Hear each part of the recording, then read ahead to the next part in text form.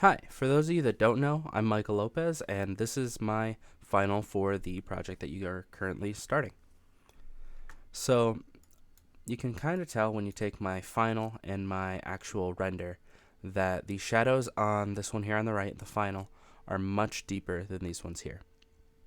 At first, this one kind of looks better to me, but it's not realistic. If you look at those shadows, you need to be able to see the shadows get darker as they go in. You need to be able to see overlapping shadows, just more detail in there. Get them darker where they need to be, brighter when they need to be, things like that. There's not even a shadow over here under this one at all. It's just a problem. Even these chairs here are really blown out. So what we do to solve this is we'll combine both of those renders, the AO pass and the normal render. And a lot of your renders can actually do that for you. So if you're using V-Ray or some other software entirely that'll render it for you, you can easily just click AO pass and it'll do that. Arnold is not one of those as far as I know, so that's where this process comes in. Very simple. Just drag in your render, and you have to drag it in. Don't create a new file and go to 1920 1080 because it needs to be the same size as your reference image. Otherwise, you're not going to get a good grade on this. So there's my first render. Here's my pass. Make sure that it's centered on top. Sometimes Photoshop will bring it in like that. Don't let it line it up. And then you can just double check by turning this off and on. Looks right to me. So if we change normal to multiply here, right there, normal to multiply, and then we drop the opacity a little bit, just so we get those shadows that are there, but not overbearing like 100%. So somewhere between 60 and I'd say 20 to, so 60 to 30-ish looks good on this one.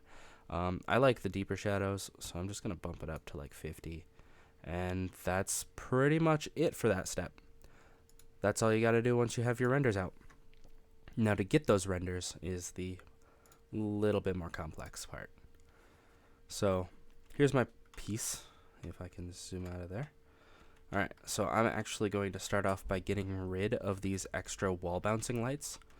They didn't actually do anything in the render besides light would bounce off of them to give extra fill in here, but we don't need them. We also don't need any of these other lights that we used to render. So we're just going to kill all those guys. And then I'm just checking here, making sure the lights are gone, and it appears as though they are. So, because we're rendering with Arnold, pretty simple. Just drop in another Arnold light, being the only one in the scene that we're going to use. We don't want multiple. We just want one source of light for our AO pass.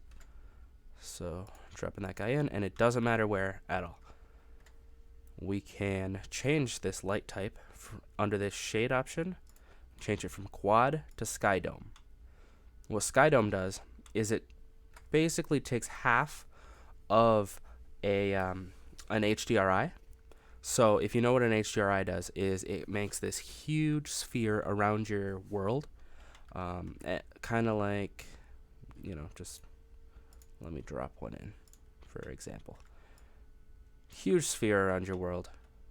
And that sphere will emit light based on color and whatnot that are on its faces, and use that to basically simulate lighting of a real world. It's used in industry a lot when you're trying to get reflections on glass to look right, or metal or something like that. Now, if we made that sky dome look as though it had a specific image on it, then maybe this ball here would reflect back that image and it would make it more realistic. However, we're not going for something like that right now. This light just emulates that. Now, once we jump into that light's settings by selecting it and going over to the settings, you need to turn down its intensity. Because that light is completely surrounding our object, it is way too bright at its base settings.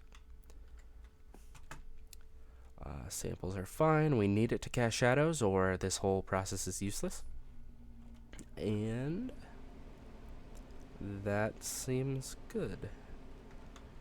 So for now, we're just going to try a quick render. It's going to tell us whether it's too bright or too dark. This will take a lot more tweaking than what I'm doing because I already showed you the step after this. on purpose so we don't have to wait for me to render anything out. But just go ahead and hit render real quick. And I should mention, before you do this actually, you'll have to change this render output because it's where you're saving your actual render.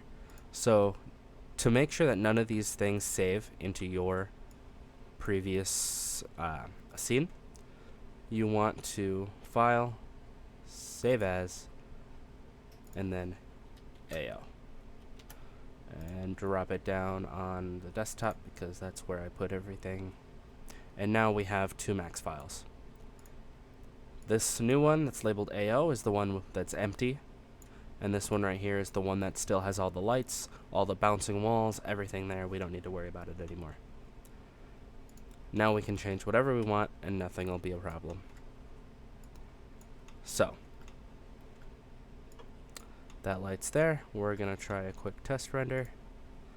Just putting us near the camera, it doesn't really matter. We're just testing lights right now. Alright, wait for that par to fill up. And that's actually really close as it is.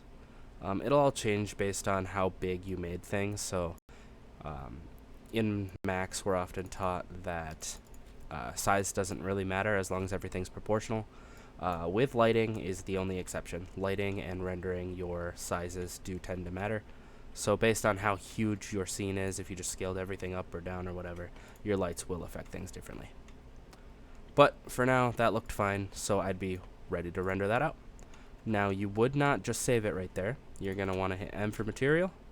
Oh, it popped up on the other monitor, so let me grab that.